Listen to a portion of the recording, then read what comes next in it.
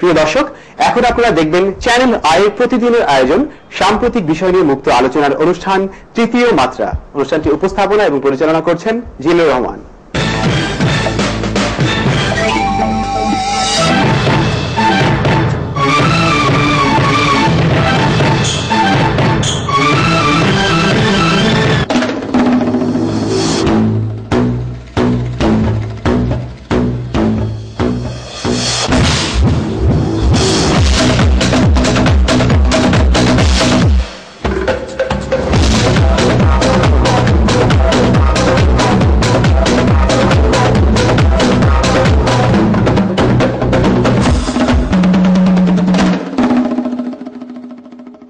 প্রিয় দর্শক, সাম্প্রতিক বিষয় মুক্ত আলোচনার অনুষ্ঠান তৃতীয় মাত্রা দেখবার জন্য আপনাদের প্রত্যেককে সাদর আমন্ত্রণ।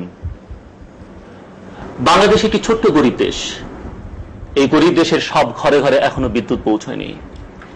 যেসব ঘরে বিদ্যুৎ পৌঁছয়নি সেই সব ঘরের মানুষদের আলোর জন্য প্রয়োজন পড়ে মোমের আলো অথবা হ্যারিকেনের মৃদু আলো।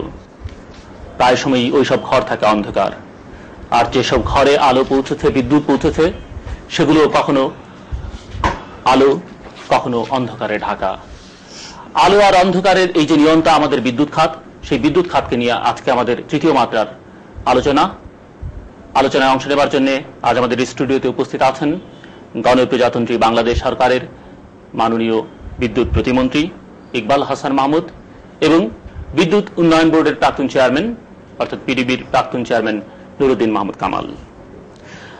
আমি প্রথমেই মাননীয় মন্ত্রীর কাছে প্রশ্ন করতে চাই যে আপনারা বলছেন সরকার 2020 সালের মধ্যে সবার ঘরে বিদ্যুৎ পৌঁছবে এবং আমরা যতদূর জানি যে পাওয়ার জেনারেশন 16,000 মেগাওয়াট এ নিয়ে যাবার পরিকল্পনা প্রায় করছেন এবং এর জন্য বিনিয়োগ দরকার প্রায় 74,000 কোটি টাকা। অথচ আপনারা সাপ্লায়ার্স ক্রেডিট এবং আইপিপি কে নিরুৎসাহিত করছেন। তাহলে আপনার এই পরিকল্পনা কিভাবে বাস্তবায়ন করা সম্ভব? আপনার প্রশ্ন এখানে দুটো। একটা হচ্ছে যে আমরা 2020 সালের মধ্যে প্রতিটি গ্রামে বিদ্যুৎ পৌঁছে দেব, আর এই পৌঁছে দেওয়ার জন্য যে টাকার প্রয়োজন সেই টাকা আমরা জোগাড় করতে পারবো কিনা আইপিপি এবং সাপ্লাইস কিন্তু আমরা নিরুৎসাহিত করছি। প্রথম যেটা হচ্ছে আপনাদের 2020 সালের মধ্যে ঘরে প্রতিটি গ্রামে বিদ্যুৎ পৌঁছে দেওয়ার যেটা আমাদের পরিকল্পনা, সেই পরিকল্পনার লক্ষ্যে আমাদের সরকার দায়িত্বভার গ্রহণ করার পর থেকে আমরা চেষ্টা করছি যেসব ইউটিলিটি আমাদের বিদ্যুতে আছে, বিশেষ করে পিডিবি, দেশা, ডেসকো, পিএসসিবি, এইসব ইউটিলিটিগুলোকে আমরা অর্থনৈতিকভাবে ভায়াবল করার চেষ্টা করছি, যার দরুন আমরা ম্যাসিভ রিফর্মে যাচ্ছি। এবং আমি আশা করি যে আমাদের সময়ে আপনারা প্রতিটি প্রতিষ্ঠানের একটা সুন্দর ব্যালেন্স দেখতে পাবেন। এটা করার প্রয়োজন আমি এই জন্য অনুভব করি যে আপনারা যেটা বললেন আইপিপির কথা বললেন এবং বললেন সাপ্লাইয়ের কথা। সাপ্লাইস ক্রেডিট আমরা নিরসিত করছি না। আমরা সাপ্লাই ক্রেডিট সম্বন্ধে বলেছি যে আনসলিসিটেড অফার আমরা অ্যাকসেপ্ট করবো না। আমরা সলিসিটেড অফার যে সাপ্লাই ভালো পাই অবশ্যই আমরা গ্রহণ করব। আর আইপিপির ব্যাপারে আমি কখনোই নিরাশ্রিত করি নাই। আমি আইপিপির ব্যাপারে যেটা বলেছি যে আমাকে মূল সমস্যাটা কোথায় সেটাকে আগে নিয়ন্ত্রণ করতে হবে। নিয়ন্ত্রণ করার পরেই আপনি আইপিপি যেতে পারেন। আমার মূল সমস্যা ডিস্ট্রিবিউশনে। আমার সেই মূল সমস্যা হচ্ছে হলো যে আমি বিদ্যুৎ উৎপাদন যেটা করি সেই বিদ্যুৎ যখন আমি বিক্রি করছি সেখানে সিস্টেম লসের নামে যে চুরি আর কি, সেখানে 35% চলে যাচ্ছে। আপনি বিদ্যুতের বিল যেটা পাওয়ার কথা সেটা আপনি পাচ্ছেন না। সেইখানে আমাদের মতো আপনি প্রথমে বলেছেন গরিব দেশে এই নগদে কিনে বাগিতে লসে বিক্রি করে কতদিন এই প্রতিষ্ঠান চলতে পারবে? সেই জন্য আমি বলছি যে আইপিপিতে আমরা করব, কিন্তু আমাদের এই যে বললাম যে প্রতিষ্ঠানগুলোকে আমি ফিনান্সিয়ালি ভায়াবল করে হলে তখন আইপিপি করার কোনো সমস্যা হবে না। এবং অর্থের কথা যেটা বললেন, যখন আমার এই ব্যালেন্স শিট ইমপ্রুভ করবে তখন আমাদের যে ডেভেলপিং পার্টনার যারা আছে তারাও কিন্তু আমাদেরকে অর্থায়ন করবে। তার মানে কি এটা হচ্ছে যে মাননীয় মন্ত্রী আপনি বলতে চাচ্ছেন যে আগামী 17 বছরের মধ্যে পাওয়ারের ডিস্ট্রিবিউশন ট্রান্সমিশনের যেই ফুলফিলমেন্টটা দরকার আমাদের এই দেশের জন্য সেটা আপনি করতে পারবেন? আমি আশা করি। জনাব নুরুদ্দিন মাহমুদ কামাল মন্ত্রী তার কথা বললেন, এবং আমরা জানি যে মন্ত্রী মহোদয় দায়িত্ব নিয়ে বলেছিলেন যে এই আইপিপি গুলো আওয়ামী লীগের সময় নেওয়া হয়েছে এবং ফলে বিদেশি মুদ্রা দাম পরিশোধ করতে গিয়ে পিডিবি ফতুর হওয়ার দশা হয়েছিল। আপনি সেই সময়ে পিডিবির চেয়ারম্যানের দায়িত্ব পালন করছিলেন। মন্ত্রী মহোদয়ের বক্তব্য এবং আমার এই প্রশ্নের উত্তর আপনার কাছে কি? মাননীয় মন্ত্রী মহোদয় যে বিষয়গুলো উত্থাপন করেছেন আপনার প্রশ্নের উত্তরে, আমার কাছে মনে হয় এগুলো আরেকটু স্পষ্ট হওয়া উচিত। স্পষ্ট হওয়া উচিত এই কারণে যে বিষয়গুলোর নীতিগত একটা দিক আছে, সেখানে তাহলে পরে সরকারের ডিক্লেয়ার্ড পলিসি কি, যেমন ছিল সাবেক সরকারের, পূর্ববর্তী সরকারে যেমন স্পেসিফিকলি প্রাইভেট পাওয়ার পলিসি করেছিল 1998 সালে। তার আগে পাবলিক সেক্টর প্রাইভেট সেক্টর দুটোকেই সমভাবে প্রচেষ্টা চালানো হচ্ছিল যে যাতে করে তারা বিদ্যুৎ উৎপাদন পরিমাণটা বাড়াতে পারে। এখন তাহলে পরে কি দাঁড়াচ্ছে যে পলিসিতে কোনো পরিবর্তন হয়নি। এটা যদি সত্যি হয় তাহলে পরে কিন্তু আমি কোনো সমস্যা দেখি না।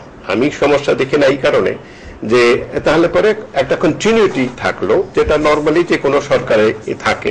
আগের সরকারে যে সমস্ত ডিক্লেয়ার পলিসি ছিল সেই পলিসিগুলো অনার করা হবে, কন্ট্রাক্টস গুলো অনার করা হবে, সেভাবে চলবে।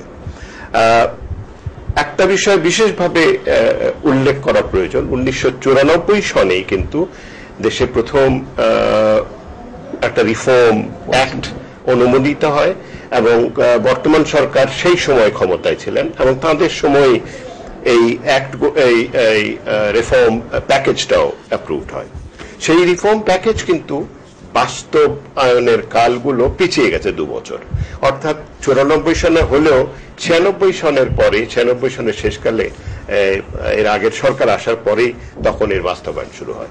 এটা গেল একটা দিক। আরেকটা দিক হচ্ছে আসলে আমাদের, আমি যেটা মনে করি, মাননীয় মন্ত্রী যে আশা প্রকাশ করেছেন যে 2020 সালের মধ্যে ঘরে ঘরে বা গ্রামে গ্রামে বিদ্যুৎ দেবেন, তো তার জন্য যদি সেক্ষেত্রে এটাকে আমি সংযোগ করবার চেষ্টা করি যে পার পলিসি স্টেটমেন্টে যেটা বলা আছে যে 15,000 মেগাওয়াট হতে হবে, আরো রিজার্ভ মার্জিন কিছু থাকতে হবে, ইত্যাদি মিলিয়ে 16-17,000 মেগাওয়াট হতে হবে। এবং 16-17,000 মেগাওয়াট হলে কিন্তু আমার হিসাব মোতাবেক কিন্তু গ্রামে গ্রামে পৌঁছবে, কিন্তু গ্রামের আংশিকভাবে হয়তো পৌঁছাবে। যেমন আজকে 34,000 গ্রামে বিদ্যুৎ পৌঁছেছে, তখনও হয়তো 34,000-এর জায়গায় 44,000 হবে, 45,000 হবে, 50,000 হবে। কিন্তু ঘরে ঘরে যেটা কনস্টিটিউশনাল অব্লিগেশন অনুযায়ী আমরা যদি আরো, সেই জন্যই বলছিলাম আরো স্পষ্ট করে বলা দরকার যে আমরা এই অ্যাম্বিশাস যে প্রোগ্রামটা হাতে নিয়েছি, বা মাননীয় মন্ত্রী যেটা বললেন যে প্রোগ্রামটা হাতে নিয়েছেন, সেই প্রোগ্রামটা বাস্তবায়ন ক্ষেত্রে যে বিরূপ অবস্থা বিরাজমান সেটা সম্পর্কে আরো স্পষ্ট হওয়া দরকার। কারণ আমি মনে করি এই কথাটি আরেকটি বিষয়ের সাথে লিঙ্ক করতে চাই যে সময় হচ্ছে, আপনি যেটা বললেন 17 বছর, সেই 17 বছর মানে 2020 সালে পৌঁছাতে, এই 17 বছরের মধ্যে কিন্তু অলরেডি 2 বছর 22-24 মাস পেরিয়ে গেছে। এবং আমি দুঃখিত, মানে এই কথাটা আমি এর আগেও বিভিন্ন সেমিনারে বলেছি, আবারও বলছি যে 5 বছর একটা সরকার যখন আছে তার প্রথম 2 বছর যদি এভাবে চলে যায়, 1 মেগাওয়াটও বিদ্যুৎ উৎপাদন না করে, কোনো কন্ট্রাক্ট না করে, পাবলিক সেক্টরই হোক বা প্রাইভেট সেক্টরই হোক, বাকি 3 বছরে কিন্তু একটা প্রচন্ড হ্রাস হয়। এবং এই কন্টিনিউটি যদি আপনাদের সরকারের পরবর্তী সরকারও আপনারা গঠন করেন তাহলে হয়তো একটা ব্রিদিং টাইম পাবেন। বাট পরিবর্তন হলে পরে আবার একটা সমস্যা আসবে, একটা অবস্টাকল আসবে।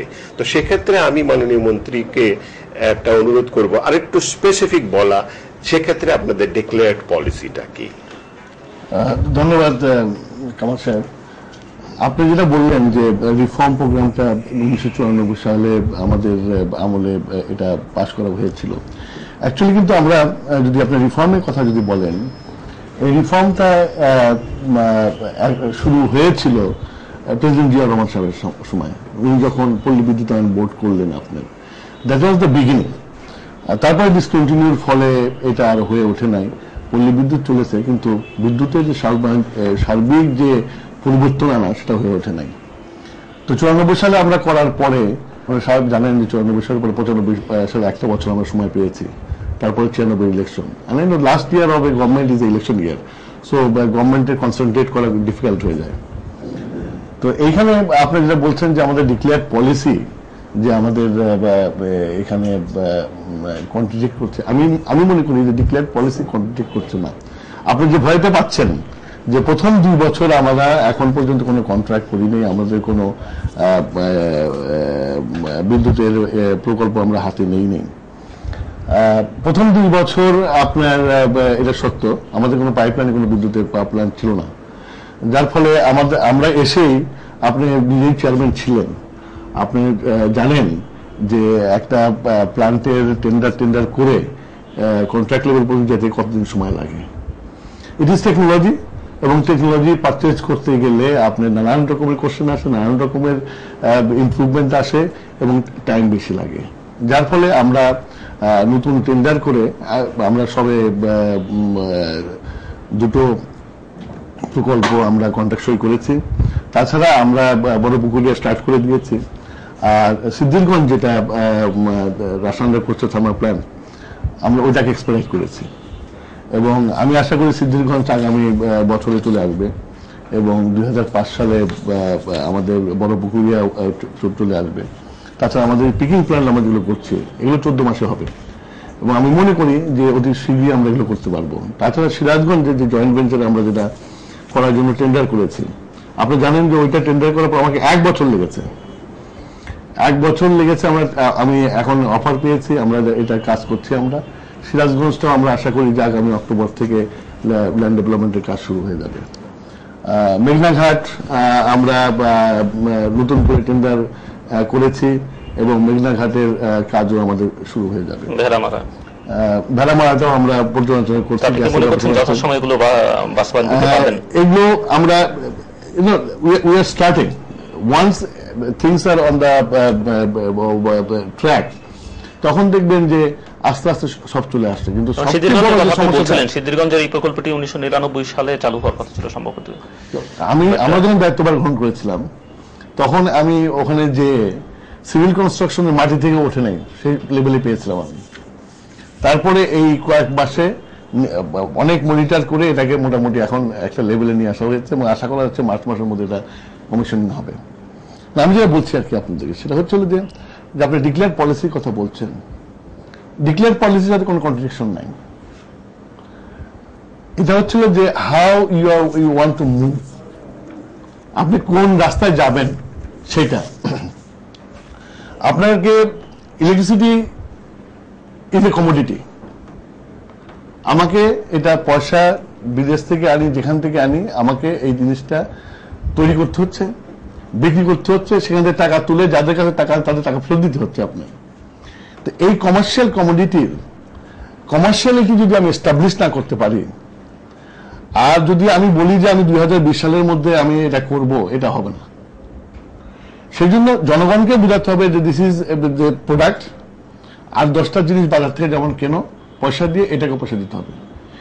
আগে একটা মানুষের একটা সাধারণ ধারণা ছিল যে কিছু কোনো জিনিস ঘরের তারের মাধ্যমে বা পাইপের মাধ্যমে আস্তে আস্তে এটা পয়সা দিতে হবে না, সরকারের জিনিস এটা।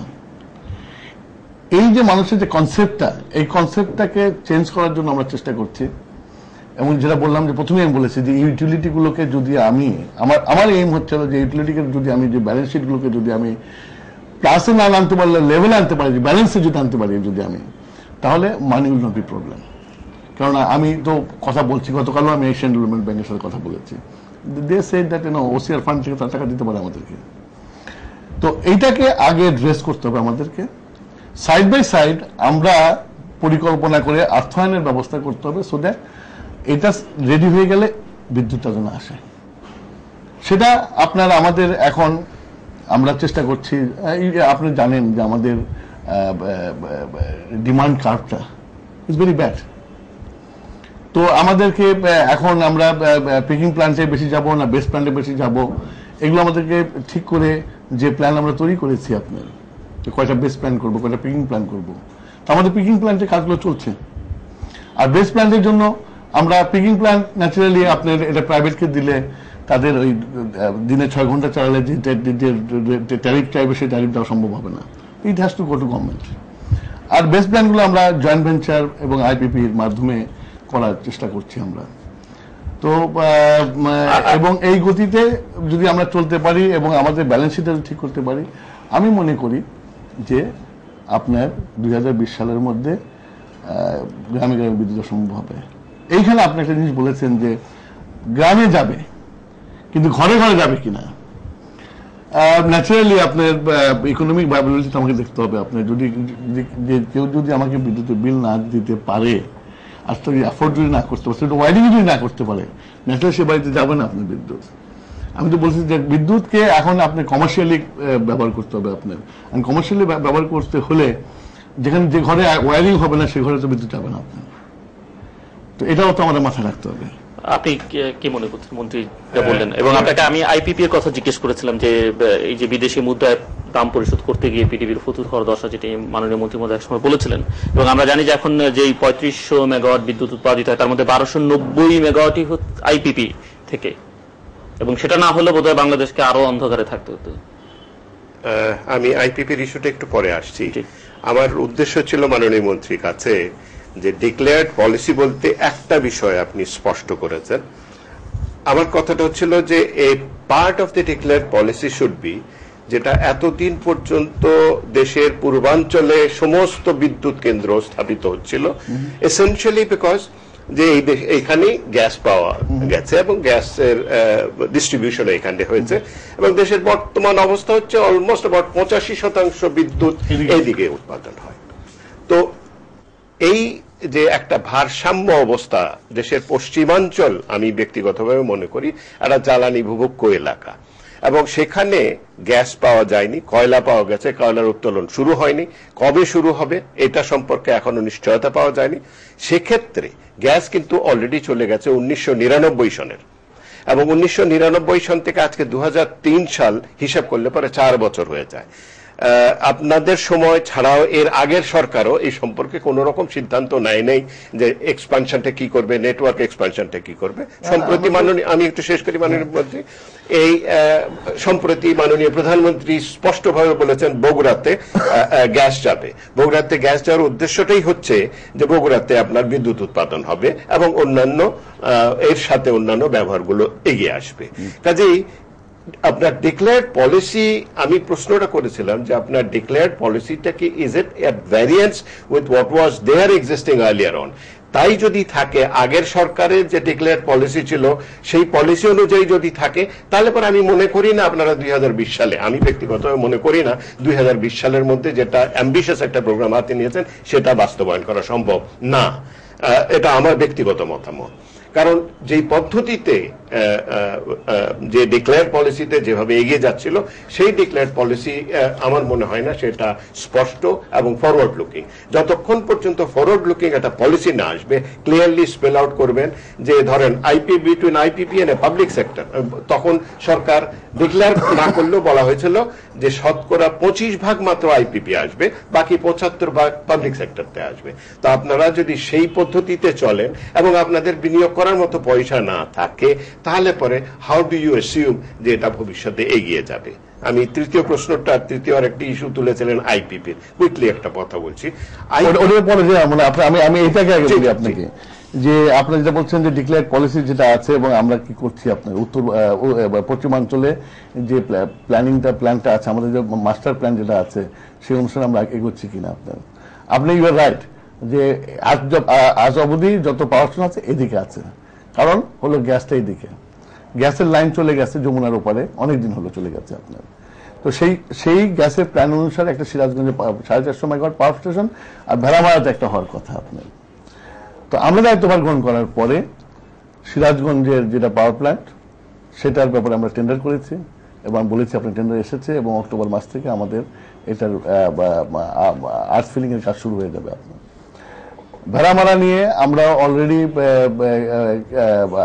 টেন্ডারে যাওয়ার জন্য সিদ্ধান্ত নিয়েছি। আপনি জানেন যে ভেড়ামারার আমাকে থেকে নলকা থেকে আমাকে একটা নতুন একটা লাইন নিতে হবে ভেড়ামারা পর্যন্ত ফর জন্য। সুতরাং আমাকে অলরেডি আমরা একটা প্ল্যান, দুজন জ্বালানি আর আমরা বলে প্ল্যান তৈরি করেছি আমরা, যে একই সাথে পাইপলাইনের কাজ এবং বিদ্যুতের জেনারেশনের কাজ আমাদের শুরু হবে। তাছাড়াও নর্থ বেঙ্গলে আপনার আমাদের বিকজ সব পাওয়ার স্টেশন ওইদিকে, এই দুটো পাওয়ার স্টেশন টাইম লাগবে আমার। তো আমরা এখন যেটা আমরা চিন্তা করেছি যে আমাদের যে এই মৌসুমে আমাদের ওখানে লো ভোল্টেজে ইরিগেশনে খুব অসুবিধা হয়।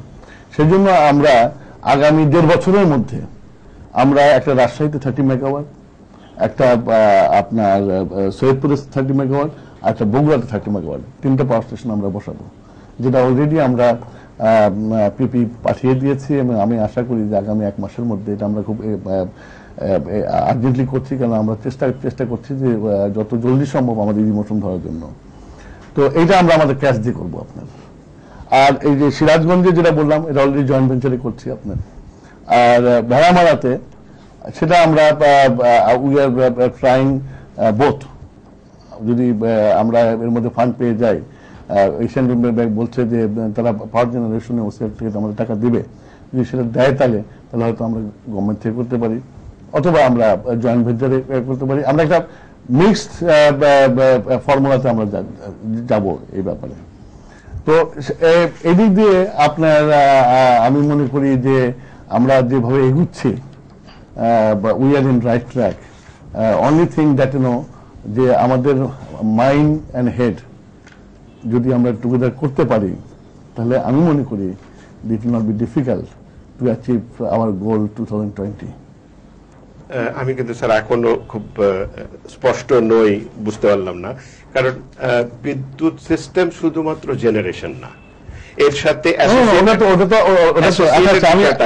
আপনি যেহেতু জেনারেশনটা বলেছিলেন, ডিক্লেয়ার পলিসিতে আপনার পিএসিবি অলরেডি আপনার আমার টেন্ডার হয়ে গেছে আপনার আশুগঞ্জ থেকে সিরাজগঞ্জের যে যমুনা ব্রিজ, মাইন্ডে যমুনা ব্রিজ উদ্বোধন করা হলো, গ্যাসের লাইন নিয়ে যাওয়া হলো আপনার, আর উপর দিয়ে পিলার গুলো থাকলো বিদ্যুতের, কিন্তু ইস্ট ওয়েস্ট কানেক্টর হলো না আপনার।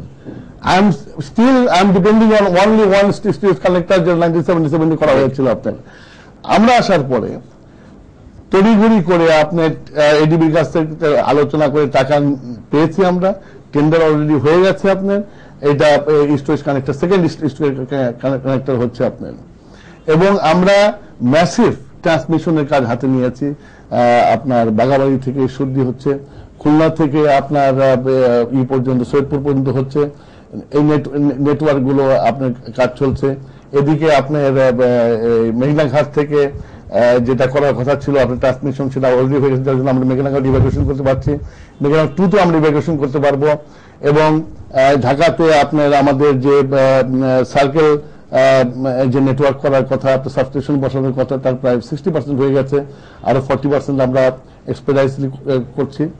প্লাস আপনার ডিস্ট্রিবিউশনে আমরা খুলনা ওয়েস্ট জোন পাওয়ার কোম্পানি কর্পোরেশন করে ফেলেছি, আমাদের ফান্ড এসে গেছে, ওখানে আপনার করা হচ্ছে, ক্যাপাসিটি বাড়ানো হচ্ছে। আমরা নর্থ জোন কর্পোরেশন করছি, সেখানে 7টা টাউন থাকবে, সেগুলোর কাজ শুরু হয়ে গেছে, টেন্ডার ডকুমেন্ট রেডি হয়ে যাচ্ছে। অনলি চিটাগং পার্টটা এটাতে আমরা ফান্ডটা এশিয়ান ডেভেলপমেন্ট ব্যাংকের কাছ থেকে এবং ওয়ার্ল্ড ব্যাংকের থেকে নেব, এটা নিয়ে আমাদের মধ্যে আলোচনা হচ্ছে। এবং মোস্ট প্রবাবলি, আমি আপনাকে বলছি, মোস্ট প্রবাবলি এটা ওয়ার্ল্ড ব্যাংকের ফান্ডে আমরা ওই ডিস্ট্রিবিউশনটাও আমরা ইমপ্রুভ করব। তাহলে আপনার আমার হোল আরবান যেটা ডিস্ট্রিবিউশন সেটা হয়ে গেল। প্লাস আমাদের রুরাল ইলেকট্রিফিকেশন বোর্ডের আমরা অলরেডি আপনার 4000 কিলোমিটার লাইন আমরা অলরেডি পিডিবি থেকে আরবিকে দিয়ে দেওয়া হয়েছে, এবং আগামী ফিনান্সিয়াল ইয়ারে আমরা আরো 3500 লাইন দিয়ে দিচ্ছি। এখন আমরা যেটা করছি যে all urban distribution below above 3 megawatt will remain with PDB, below 3 megawatt, even it is in Purosabha, it will go to REB. এবং সেই কাজ চলছে আপনার। তো উই আর প্রোগ্রেসিং এইসব কাজ, যে পলিসি যেটা বলছেন আপনি, পলিসি অনুসারে অলরেডি ইমপ্লিমেন্টেশন স্টার্ট হয়ে গেছে আপনার, এবং এটা আমি আশা করি যে আগামী ফিনান্সিয়াল ইয়ার মধ্যে আমাদের এগুলো ইমপ্লিমেন্টেশন কমপ্লিট হয়ে যাবে। না, তাহলে তার কোন রকম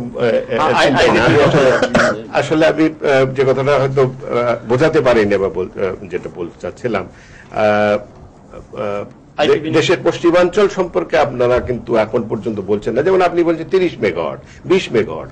বর্তমান অবস্থাতে বগুড়া বলেন, রংপুর বলেন, দিনাজপুর বলেন, প্রত্যেকটার per unit cost is above 10 টাকা পার ইউনিট, 14 টাকা পার ইউনিট, 20 টাকা পার ইউনিট।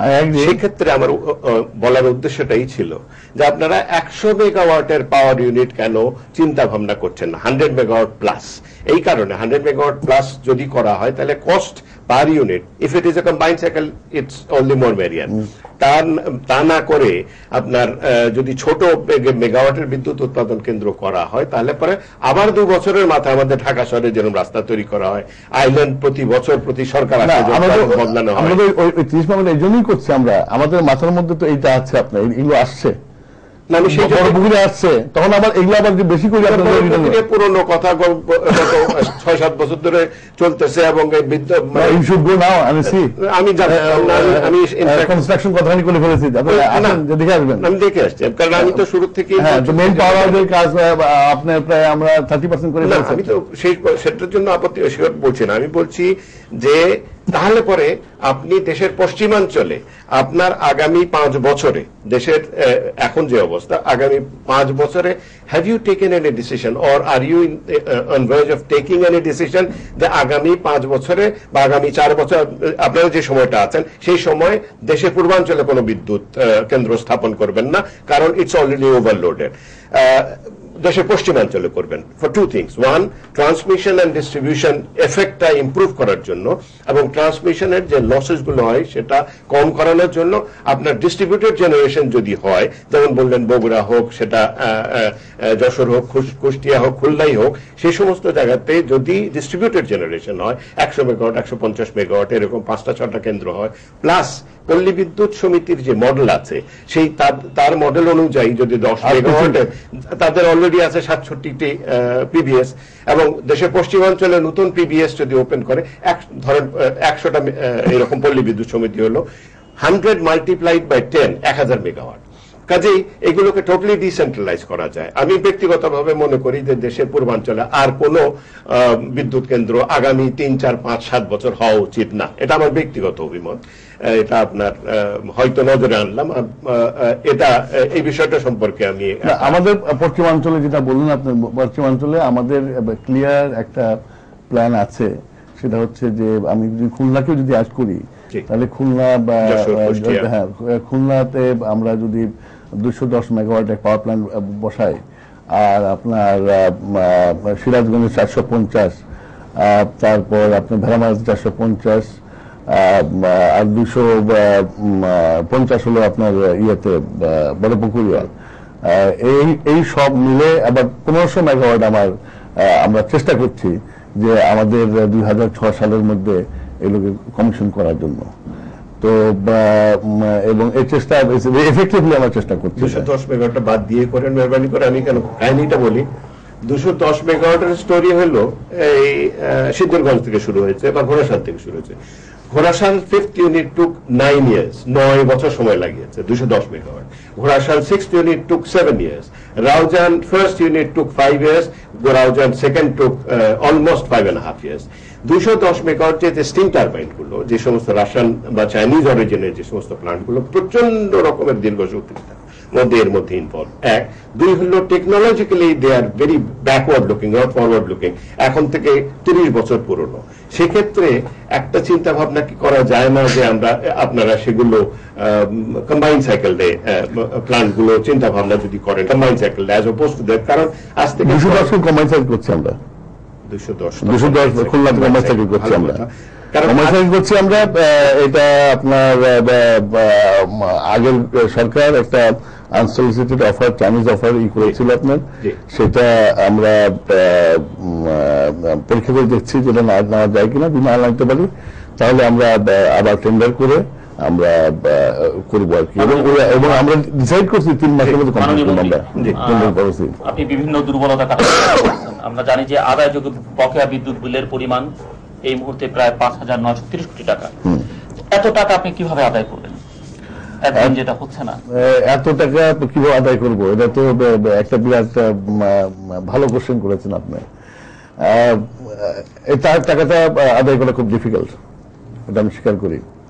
তো যেটা আমরা করছি সেটা হচ্ছিল যে 3 বছরের যে বকেয়াটা আছে, 5 বছর 7 বছর পুরনো বকেয়াটা আমি যাচ্ছি না, 3 বছরের যে বকেয়া আমার আছে এই বকেয়াটা ক্লিয়ার করে we are trying to start in a clean slate. তো আমরা চেষ্টা করছি এই 3 বছরের যে বকেয়াটা আমরা আদায় করব, এবং আদায় করে আমরা প্রতিটি গ্রাহককে আমরা একটা ক্লিন সার্টিফিকেট দেবো আমরা, এবং উইল স্টার্ট ফ্রম দেয়ার। এবং সেই জন্য আপনাদের কয়েকদিন আগে দেখেছেন আমি বলেছি 31st অলরেডি পিডিবি 60% করে ফেলেছে, দেশা পিছিয়ে আছে, যার জন্য আমি বলেছি যে 31st অক্টোবরের মধ্যে করতে হবে, otherwise they will lose their job. এবং আপনি বোধহয় this is the first time আমাকে আজকে একজন ছবি এনে দেখালো যে সিবিএ আপনার পোস্টার করেছে দেশের, যে আমাদেরকে এটা করতে হবে এবং করার জন্য কি কি পদক্ষেপ নিতে হবে সেটাতে পোস্টার 1, 2, 3, 4 করে দিয়েছে। তার মনে হচ্ছে যে এদের মধ্যে একটা এসেছে যে এটা আমাদের এখন করতে হবে, we can not waste any more time. তো শুরু হয়েছে এখন। You tell me that taste of the cake is in eating, not seeing. So let's wait and see. আপনার কি মনে হয় পারবেন মন্ত্রী যা বলেছেন? এখানে দুটো জিনিস, একটা হচ্ছে ধরেন আপনার একটা কিউমুলেটিভ একটা অবস্থাতে আছেন ওনারা। এছাড়াও এই বিশ্বব্যাংক কিছুদিন আগে একটা স্টাডি করেছিল, সেখানে বলছে যে 90-এর দশকে স্লাইটলি আর্লিয়ার দ্যান 90-এর মাঝামাঝি অবস্থাতে total loss in a decade was $1 billion, এবং প্রতি বছর $80 মিলিয়ন লস হয়। আসলে এগুলো সিস্টেম লস না, এগুলো হচ্ছে সরাসরি চুরি। এটা সরাসরি চুরি। 80 মিলিয়ন থেকে শুরু করে $100 মিলিয়ন বছরে চুরি হয়, এবং সিস্টেম লস হয় 30%। মাননীয় আপনি যেটা বলেছেন সেটাও যদি হিসাব করা হয় তাহলে পরে টোটাল জেনারেশনের যদি 30% হয় 990 মেগাওয়াট আপনার লস প্রতি বছর। নাই আপনার you not getting the bill for it. তো 990 মেগাওয়াট, দ্যাট পিঞ্চেস মি।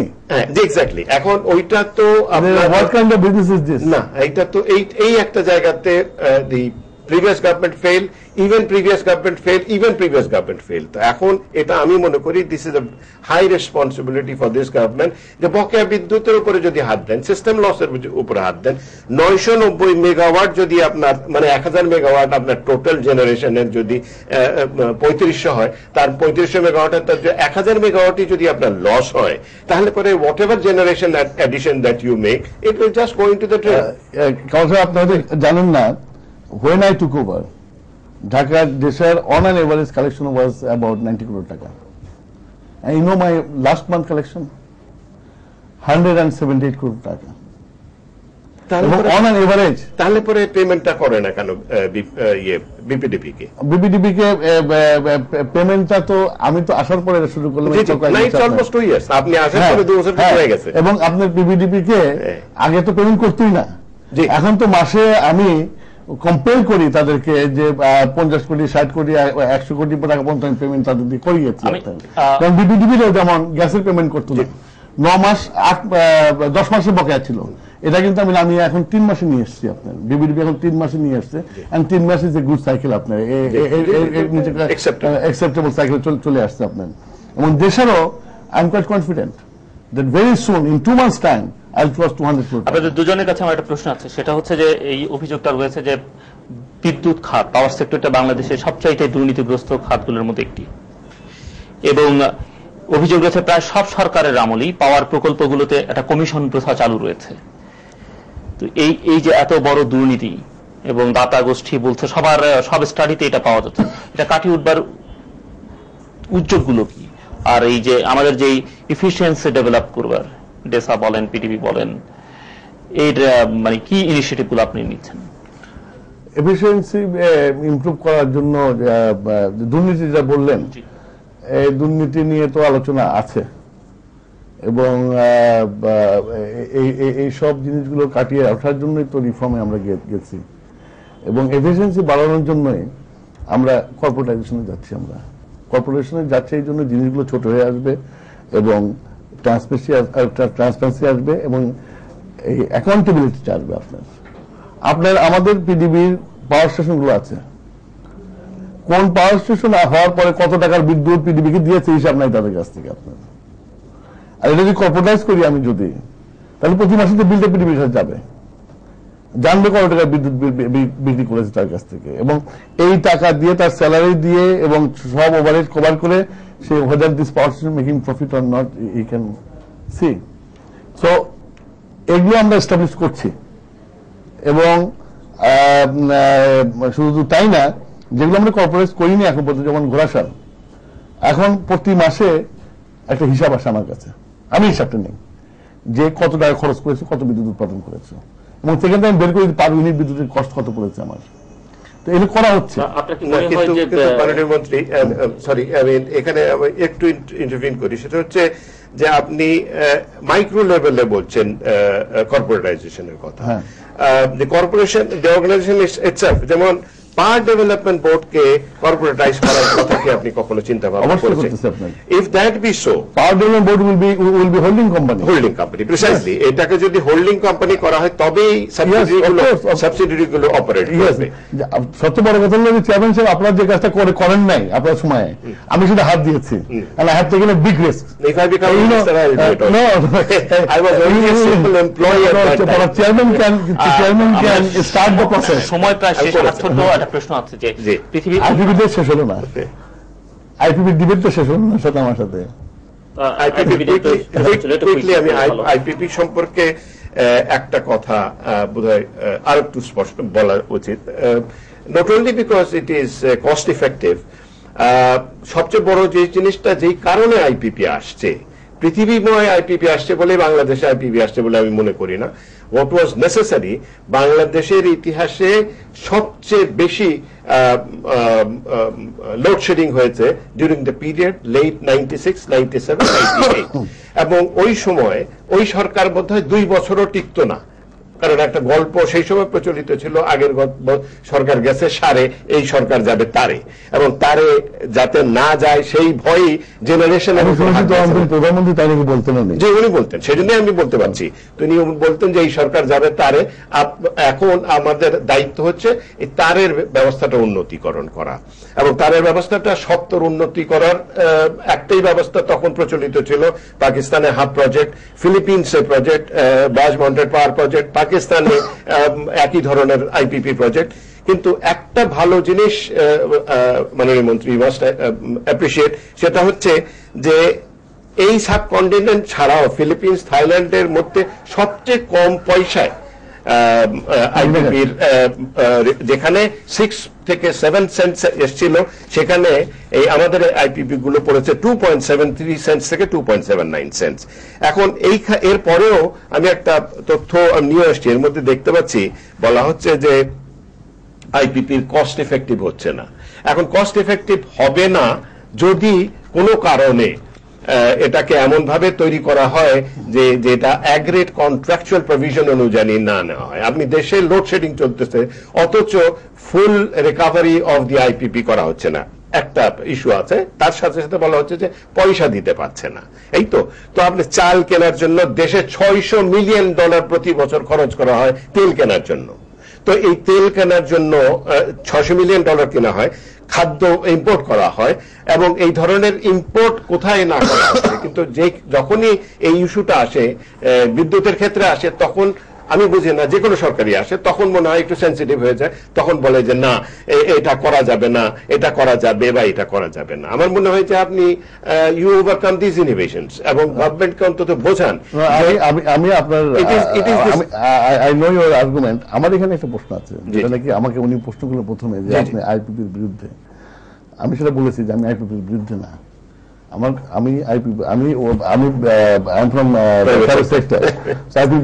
প্রশ্ন ওঠে না। কিন্তু আমি প্রাইভেট সেক্টর হয়ে আর একটা ভালো বুঝি যে আমার সেলস পয়েন্টটা কি, আমি জিনিসটা তৈরি করবো, আমার বিক্রি লব্ধ টাকাটা কত আসবে আমার, সেটা আমি আগে দেখি। তারপর আমি ইন্ডাস্ট্রি লাগাই আপনার। তো এখানে আপনার যেটা আইপিবি কথা বলেছেন যে ফার্স্ট যে তখন শর্টেজ অফ ইলেকট্রিসিটি ছিল, প্রচন্ড short. Okay fine, what is the responsibility of the politician? We are the leader. আমাকে তো আগে দেশটা দেখতে হবে, হিসাবটা দেখতে হবে। আমি ভোটের জন্য I cannot sell my country. I can go to the people. Look, this is my problem. এবং এই প্রবলেমে যদি আমি এইটা করি তাহলে আমার এই অবস্থা হবে। How many population I'm catering? I'm catering only যদি 6 জন প্রতি পরিবারে হয় তাহলে 30% আমি ক্যাটারিং করতেছি। তো এই 30% পিপলের জন্য আমি এই রিস্কটা নেব কিনা, এত বড় একটা আমি ইয়েতে যাবো কিনা, যেখানে আমার মার্কেট আমি শেষ করি না, একটু আমাকে দেন। এইখানে আমার বিক্রি পয়েন্টই খারাপ, এটা আমি ক্যাশে কিনে আমি এখানে বাকি দিয়ে তারপরে বাকির টাকা পাবো না, এটা একটা হিসাব করা দরকার ছিল আপনাদের। 2 নম্বর হচ্ছিল যে আমি যতদূর আমার এই 2 বছর আমি দেখলাম যে পাওয়ার জেনারেশন করার জন্য গভর্নমেন্টের আপনার টাকার জন্য আমার মনে হয় এশিয়ান ডেভেলপমেন্ট ব্যাংকের ওসিআর ফান্ডের তারা তো দিতে চায় টাকা, জেনারেশন টাকা দিতে চায়, জেনারেশন টাকা দিতে চায় ওই ইয়ের সাথে, তার সাথে স্ট্রিংটা যেটা থাকে আপনার ফিনান্সিয়াল মডেলিটি খুঁজতে পারতেন আপনারা। 3 নম্বর হচ্ছিল যে load management, you know our car, সেখানে যা বললেন যে নিতে পারতেছে কিনা আমরা বিদ্যুৎটা। আমার তো এই বেস প্ল্যান গুলো লাগতেছিল 6টা থেকে, তারপরে আমার আমি আগে বলছি ডিস্ট্রিবিউশন সিস্টেম আমার কতখানি ক্যাপাসিটি আছে না আমার, সেটাও আমাদের ঠিক হয়নি। আমার কথা হলো যে প্রতিটা জিনিস একসাথে করে যদি আমরা থ্রো করতাম জিনিসটা তাহলে এটা ভালো হতো। কিন্তু মাননীয় মন্ত্রী আপনারা কি তা করেছেন? Have you told your citizen আজকে দেশের জনগণ? I'm telling you, I think this is the first time in the history of আমরা করছি, কিন্তু প্রথম থেকে আমি যে কথা সেটা করা হয় নাই। আমি ছোট দুটো প্রশ্ন আছে যে আমরা জানি যে পৃথিবীর বিভিন্ন দেশে বিদ্যুৎ উৎপাদনের জন্য যে পরিমাণ গ্যাস ব্যবহার করা হয়, আমাদের দেশে ওই পরিমাণ বিদ্যুৎ উৎপাদনের জন্য তার সাথে অনেক বেশি পরিমাণে গ্যাস ব্যবহার করার দরকার হয়। তো আপনার কি এই যে এখন বিকল্প যেই সব রিনিউয়েবল এনার্জি, আণবিক শক্তি, উইন্ড, সোলার, এগুলোর কথা বলা হচ্ছে, ব্যবহার করা হচ্ছে অন্যান্য দেশে, আপনাদের সেরকম কোনো পরিকল্পনা আছে কিনা? হ্যাঁ, আমাদের পরিকল্পনা আছে। আমরা অলরেডি বিশ্ব ব্যাংকের কাছে টাকা নিয়েছি রিনিউয়েবল এনার্জির জন্য, সোলারের জন্য, আমরা উইন্ড মিলের জন্য আমরা টাকা নিয়েছি। আমরা এটার জন্য আমরা প্রকল্প হাতে নিয়েছি এবং আমরা যে এখানে সারে ওরা এই রিনিউয়েবল এনার্জির উপর কাজ করছে এবং আমরা ইন্ডিয়া, পাকিস্তান, ইন্ডিয়া, বাংলাদেশ, নেপাল, ভুটান, আমরা শ্রীলঙ্কা, আমরা জয়েন্টলি এই রিনিউয়েবল এনার্জি দিয়ে কাজ করার জন্য আমরা চেষ্টা করছি। আর আপনি যেটা বললেন আমি একটু উত্তর দিতে চাই আপনাদেরকে যে আমাদের গ্যাস কেন বেশি লাগে। আমাদের একটা সরকারি কোনো ক্রয় টেন্ডার করে কিনতে হবে এবং চিপেস্ট কিনতে হবে। Technology you can never buy cheap. Technology has a price. আপনি যদি সস্তায় মেশিন কেনেন, সেই সস্তার মেশিন আপনার বেশি তেল খাবেই, এটা তো কিছু করার নেই। না মাননীয় মন্ত্রী, আমার মনে হয় যে আমার মনে হয় যে type of machine that has been bought, আমরা যদি তখন কম্বাইন সাইকেলে যেতে পারতাম তাহলে কিন্তু it would have been cost effective, gas saving হতো। কিন্তু যেই ধরনের পাওয়ার প্ল্যান্টে যেহেতু ওর সাথে লিঙ্ক ছিল দুটো বিষয়, একটা হচ্ছে সাপ্লাইজ ক্রেডিট লিঙ্ক ছিল because no fund was available in the market. আপনি যেটা বলছেন একটা প্রমিসিং পিকচার দিচ্ছেন, এই ধরনের অবস্থা কিন্তু এর আগে ছিল না। ধরেন আজ থেকে 15 বছর আগে হয়তো ছিল, কিন্তু তারপরে চেঞ্জেস আসছে। 80 দশকের পরে বন্ধ হয়ে গেছে। ফলে beggars were not choosers. Wherever one could lay hands on, ওইটাই হাত দিয়েছে। তারপরে তো জেনারেল পলিসি হচ্ছে যে আমাকে লোয়েস্ট প্রাইস। না, ওইটা তো কন্ট্রাকচুয়াল অবস্থা। না, সেখানে আপনার আপনি অ্যালস্টমের মেশিন আর আপনার একটা চাইনিজ মেশিন তো এক হওয়ার কথা না। আপনি কম্বাইন সাইকেল যদি করেন, আপনাদের দুজনের কাছে আমার শেষ প্রশ্ন, এই মুহূর্তে দেশে একটি অন্যতম আলোচিত এবং বিতর্কিত বিষয় হচ্ছে গ্যাস রপ্তানি। এরকম একটা ধারণা প্রচলিত আছে যে সরকার গ্যাস রপ্তানির ইস্যুটিকে অত্যন্ত গুরুত্বের সঙ্গে বিবেচনা করছে এবং খানিকটা ইতিবাচক মনোভাবও পরিলক্ষিত হচ্ছে সরকারের। যদি গ্যাস রপ্তানি করা হয়, সেই বিক্রির টাকা কি ওই আপনি আইপিপি, সাপ্লাইজ ক্রেডিট এগুলো বাদ দিয়ে এই পাওয়ার প্ল্যান্টের ডেভেলপমেন্টে, বিদ্যুতের উন্নয়নে, বিদ্যুৎ খাতের উন্নয়নে কাজে লাগাবেন, এরকম কোনো পরিকল্পনা আপনাদের আছে? এটা তো গভর্নমেন্টের পলিসির ব্যাপার। এরকম পলিসি এখনো তৈরি হয় নাই, এক্সপোর্টের সিদ্ধান্তই হয় নাই, সুতরাং এটার পলিসি তো এখনো তৈরি হয় নাই। তবে পলিসি হওয়া ভালো। আমি মনে করি যে যদি গ্যাস কোনোদিন এক্সপোর্ট করি আমরা, তাহলে পার্লামেন্টে আইন করে স্পেসিফাই করা উচিত যে এই টাকাটা আমরা হেলথে ইউজ করবো না এডুকেশন ইউজ করবো না বিদ্যুৎ ইউজ করবো, এটা স্পেসিফাই করে পার্লামেন্টে আইন করে নেওয়া উচিত। This money will come, this money will spend এই 2-3টা বা একটা সেক্টরে, এটা করা উচিত আপনার। তবে এখন পর্যন্ত যেহেতু গভর্নমেন্ট এক্সপোর্টের জন্য কোনো সিদ্ধান্ত নেয় নাই, সুতরাং এটা আমি মনে করি যে এখন অনেক সুযোগ আছে। হ্যাঁ, কিন্তু একটা পরিবেশ বোধহয় সৃষ্টি করা হচ্ছে। রিসেন্টলি মাননীয় প্রধানমন্ত্রীও এই সম্পর্কে একটা বক্তব্য দিয়েছেন। মাননীয় জ্বালানি মন্ত্রী মহোদয় তো 22 মাস ধরেই ক্ষমতা আসার পর থেকেই আপনার এই কথাটা বলে আসছেন। কিন্তু এর সাথে যে বিষয়টি, যেহেতু এটা গ্যাসের বিষয় আমরা আলাপ করছি না, এসে গেছে বলে আমি যেহেতু খবরের কাগজে লেখালেখি করি, আমার মতামত আরো স্পষ্ট এই ব্যাপারে, আমার এই ব্যাপারে স্পষ্ট হচ্ছে যে রপ্তানি করাটা খুব খারাপ কথা নয়, কিন্তু কথা হচ্ছে যে আপনি কি রপ্তানি করছেন, আপনার কমিটমেন্ট। আপনি 2020 সালে টোটাল গ্যাস যেটা প্রয়োজন হবে for generation of electricity, production of fertiliser and other things 13.70 trillion cubic feet লাগবে। আপনার কাছে প্রমাণিত গ্যাস রয়েছে মাত্র 6.2 trillion cubic feet. Even if you take যে প্রুভেন প্লাস প্রবাবল যদিও নেন, তাহলে পরে ম্যাক্সিমাম হচ্ছে 15.5, যেই স্টাডি যে টিম করা হচ্ছে তাদের রিপোর্ট অনুযায়ী। তো সেই রিপোর্ট অনুযায়ীও যদি করা হয়, তাহলে পরে সরকারের কাছে এই মুহূর্তে কোনো সারপ্লাস নেই। সারপ্লাস যদি না থাকে, তাহলে পরে আদৌ এই বিষয়গুলো কেন আলোচনা করছেন? Why the government is wasting time on this service? আমি মনে করি এই বিষয়টা সরকার ডেফার করা উচিত এই মুহূর্তে, গ্যাস এক্সপোর্ট বিষয়টি ডেফার করে। এরপরে আপনার, যেহেতু আমরা আজকে অবশ্য বিদ্যুতের বিষয়ে আলাপ করছি, বিদ্যুৎ is more important factor for this country than the gas export. দেশের মাত্র 4% লোকের হাতে গ্যাস গেছে, সবার কাছে যে গ্যাস যাবে তার তো কোনো ইয়ে নাই। আর গ্যাস দিয়ে রান্না করে খাইতে হবে সেটা তো কথা না, না, অল্টারনেটিভ দিতে পারলে নিশ্চয়ই হবে। আমরা আলোচনা শেষ প্রান্তে, এই মূল্যবান আলোচনায় অংশ নিয়ে সুচিন্তিত মতামত দেওয়ার জন্য আপনাদের দুজনকে ধন্যবাদ। সুধী দর্শক মন্ডলী, দেশের উন্নয়নের জন্য বিদ্যুৎ খাত একটি অত্যন্ত গুরুত্বপূর্ণ খাত।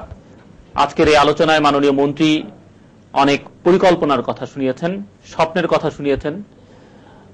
যে কোনো কাজের জন্য পরিকল্পনা অবশ্যই দরকার এবং সেটি অত্যন্ত প্রয়োজনীয়। আমরা সেই পরিকল্পনার জন্য তাদেরকে সাধুবাদ জানাই। তবে এদেশের জনগণ খুশি হবে যদি তারা সেই পরিকল্পনাগুলো বাস্তবায়ন করেন।